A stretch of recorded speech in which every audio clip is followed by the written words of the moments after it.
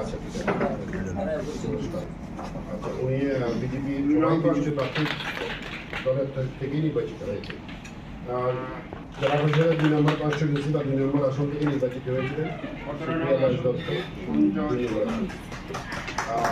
3 নম্বর constituency বা 3 নম্বর আসন থেকে নির্বাচিত হয়েছিলেন গৌরাঙ্গ ভৌমিক। 4 নম্বর আসন 4 নম্বর কনস্টিটিউন্সি থেকে নির্বাচিত হয়েছিলেন রোকেয়া বেগম।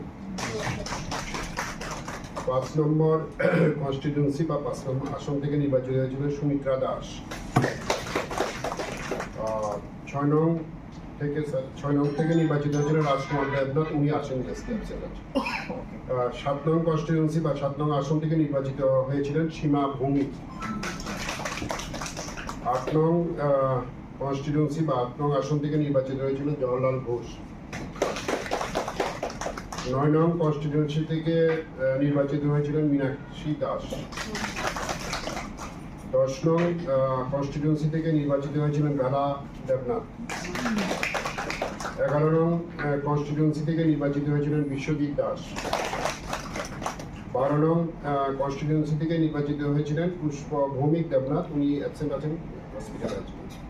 13 নং নির্বাচনী ক্ষেত্র বা কনস্টিটিউন্সি থেকে নির্বাচিত হয়েছিলেন বাবুল চন্দ্র দাস। 14 নং কনস্টিটিউন্সি থেকে নির্বাচিত হয়েছিলেন পিন্টু আইস। 15 নং কনস্টিটিউন্সি থেকে নির্বাচিত হয়েছিলেন মিলনের নেসা। 16 নং কনস্টিটিউন্সি বা 16 নং আসন থেকে নির্বাচিত হয়েছিলেন প্রসেনজিৎ ঘোষ।